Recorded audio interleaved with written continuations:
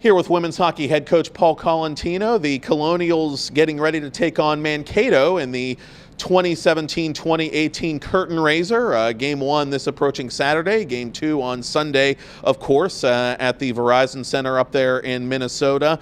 Coach, what is the book on Mankato as you get ready for your first regular season opponent?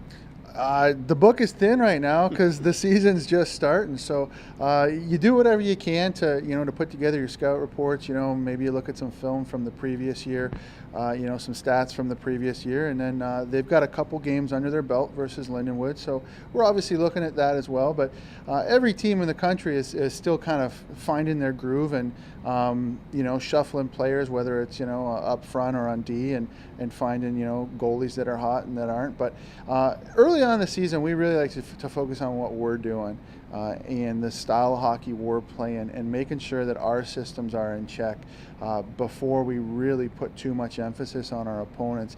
We want to be prepared with, hey, these are some tendencies, and this is what they like to do.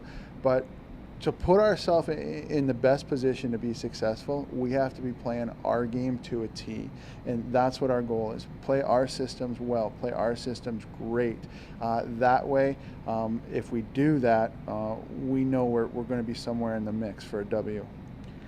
And going forward, looks like you guys couldn't help but notice a lot of passing drills and stuff like that being worked on in practice. Is that in the next few days, weeks, month going to be a big key against the teams you're going to be playing? Absolutely. It's crazy. Hockey's hockey. It's some people like to, not to say overcomplicate it, but it's a simple game, and we need to develop chemistry early on, both on and off the ice. And sometimes the simple things like just passing onto a player's forehand or backhand, or figuring out where players like the puck. When you're in front, hey, where does Susie Q like it? Where does JC want it? And a lot of those passing things, they take time. And if we can continue to just kind of work on those fundamentals, get players familiar with everybody, so our wings know where our D want it on the point, and they're kicking it to their forehand, making their life easy. If we can continue to do those things, it creates more time and space out there. And when you do that, you're able to do more things with the puck offensively. And your offense returns a very strong group, as we've talked about this year. A number of the top scorers from last year's team back again this year. The defense as a group, however, really opened a lot of eyes the way it played down the stretch last season, getting the CHA championship and clinching the NCAA berth. What can that group that's returning this year take from the stellar defensive play at the end of last year? Well, I think they should take some confidence, into what the D Corps was able to accomplish as a group, and they contributed offensively, contributed defensively. They were solid, just top to bottom. We all know it's a long summer and it's a fresh start, and just like everybody else in the country, we're all starting on a clean slate. We're starting fresh, and it's time to prove ourselves again.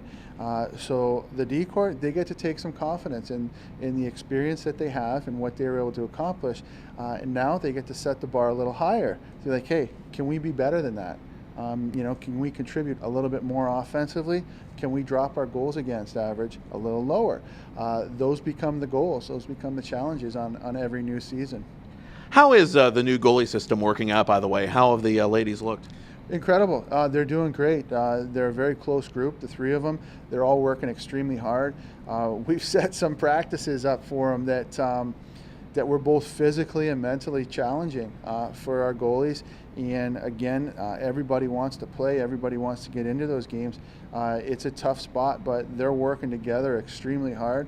And we've pushed them hard in practice, and we're seeing some very good progress out of our goalies. And finally, as we tape this, Brittany Howard needs just a few points to become the program's all-time leading scorer. Could conceivably get that over a two-game span this weekend. When you look back on the legacy that eventually she's going to leave behind, what comes to mind for Brittany Howard? She's just a great person, well-deserving. She's worked so hard over her career, day in and day out. The consistency that she's shown throughout practices where, not to say, some players like to take drills off, or or hey, you kind of go through the motions on this drill but not this one. She works so hard and she's so focused. She wants to bury every puck she shoots, and when you do that, you reap the benefits in a game.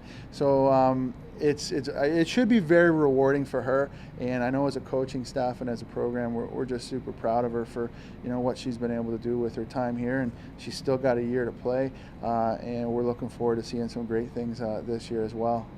As are we, and hopefully as a team, lots of great things from the 2017-18 Colonials, who get it going this weekend at Mankato this Saturday and Sunday. Coach Paul Colontino, thank you. Thank you, Matt.